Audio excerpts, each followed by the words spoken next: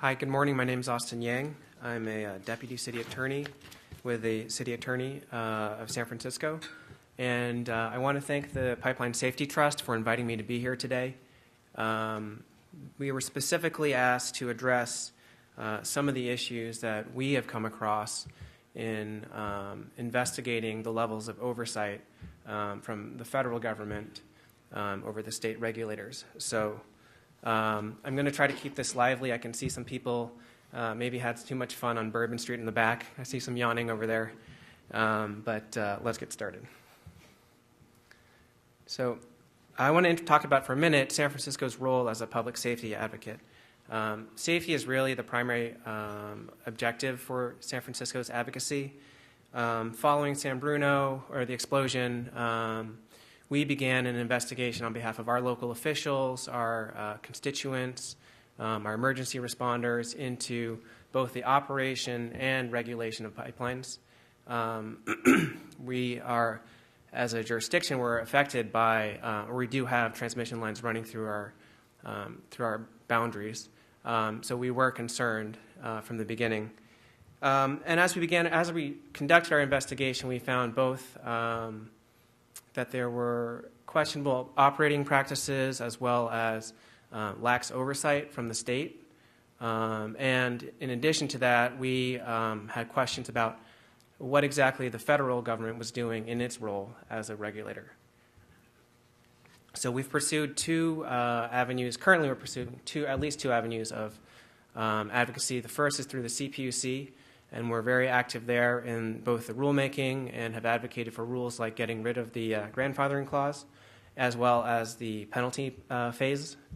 And we're also pursuing changes through a complaint against PHMSA using the private right of action under the Pipeline Safety Act.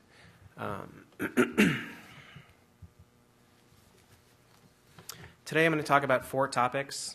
The first is really just a look at the regulatory framework, and the second is assumptions that are built into the framework or are built into the implementation of the regulatory framework. The third point is really going to be looking backwards for us to back at first principles for guidance on how we can do better, and lastly we'll look at what we can do going forward. So let's turn to under the Pipeline Safety Act,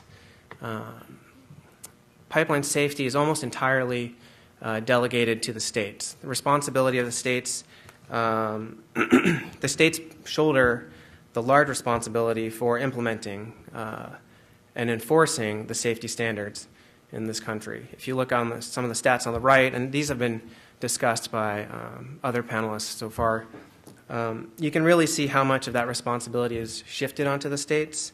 I believe Robert actually had a correction here. The states oversee 96% of the natural gas pipelines in this country.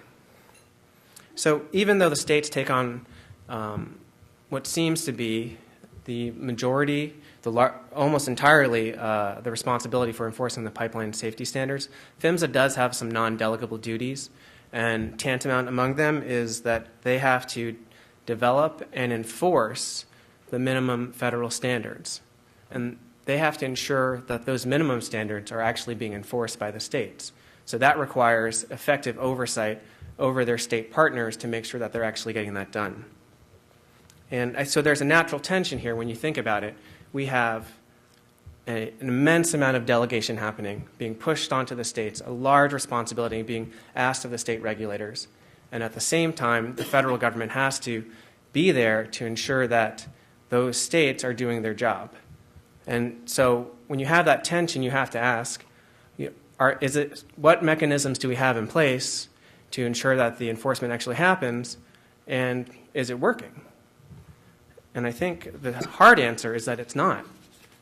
The NTSB specifically found that the implementation of performance-based safety programs lacked critical guidance. And because it lacked critical guidance, the states were not able to oversee how the operators were implementing it, and because the operators weren't being the operator's performance wasn't being effectively measured, we ended up in a situation that the NTSB characterized as blind trust. We had to blindly trust that the operators were following the rules. And I want to take a minute here to think about that. If we're blindly trusting that the operators are following the rules, and we have this immense amount of delegation being put onto the state regulators, really delegation starts to look like abdication. We're really not getting any enforcement. So now I want to turn to what we call assumptions in the certification process. And these are just 4 ideas that are built into the framework of the certification process. I won't read these out loud, but you can just take a quick second to look at the 4 of them, and we'll go through them one by one. So the first assumption is that the states are adequately equipped to enforce all pipeline safety laws. I think the truth of the matter is the states are being asked to do more and more with less and less. And this isn't I'm not here to criticize what the states are doing, but it's to point out that the way that we have the system that we're working with puts them in an untenable position.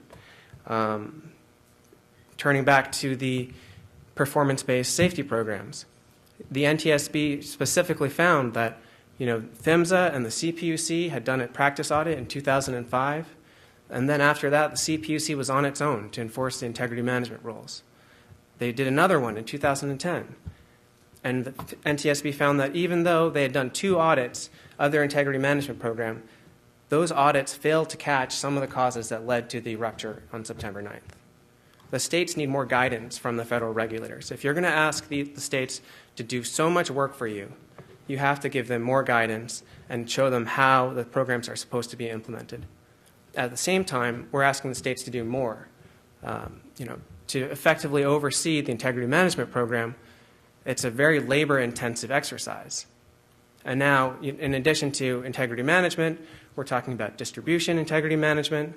That's another 2 million miles of pipelines that they're going to be asked to implement a very labor-intensive regulatory oversight over. So really, we need more. We're asking more and more of the states.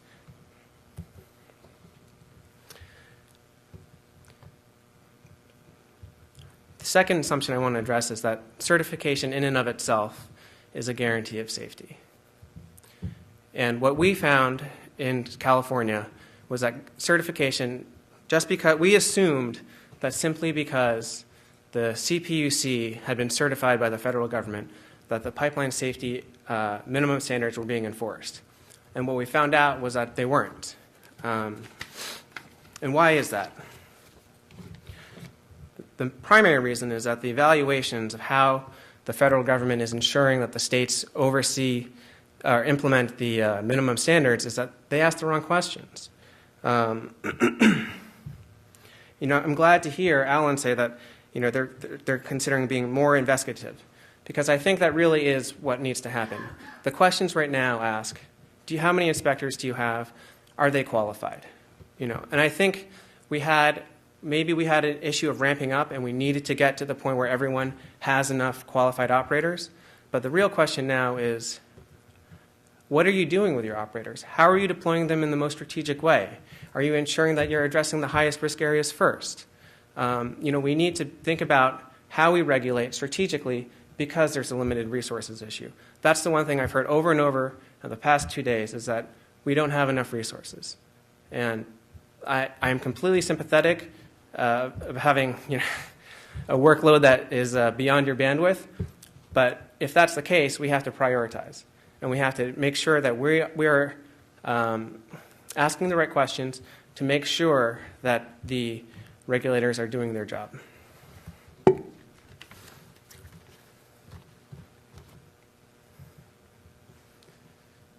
And built into the idea of oversight is that if the states aren't doing an adequate job, then the federal government will step in. And the truth here is that PHMSA has not required the states to actually enforce the pipeline safety laws. And this could be a recognition of both the resources and responsibilities issue, but it could also go back to the problem that PHMSA hasn't had adequate means to evaluate the state's performance. You know, that's what the other panelists have talked about. That was a key finding from the NTSB. So I also want to address a point here that it's PHMSA's view that after certification, it cannot enforce laws in the state. And I think the way that the certification statute is written, it's important to note that it says, quote, to the extent that the safety standards and practices are regulated by the state authority. The language there isn't to the extent that the state is certified. Certification in and of itself isn't a blank, doesn't allow you, doesn't excuse compliance. And it also says to the extent. And that's an important point to remember going forward. I see that I'm running out of time, so I'm going to go through this quickly. There's also no consequences for poor state oversight. The way, if you take a minute to look at the regulatory, the regulations in the CFR, the factors include for grant funding any other factor the administrator deems necessary, and there's also no consequences. The regulations state, notwithstanding these performance factors, the administrator may continue funding the state. So if there's no consequences, obviously it'll be hard. It's hard for the federal regulators to ensure compliance. So I'm going to go through first principles quickly. These are core concepts from the legislative history of the Pipeline Safety Act that were essential parts of how the legislators thought certification would work. And this point is just to show that PHMSA has always had, or Congress had always contemplated a very broad and expansive role for PHMSA, and their primary job is to ensure that the regulations are being enforced, and that includes oversight over the states. The way that they're going to do that is going to be by looking very closely and scrutinizing the performance of the states. You know, a check-the-box mentality or paper certifications were never going to be acceptable. And this language comes from the session where Congress adopted the to the extent language in the certification statute.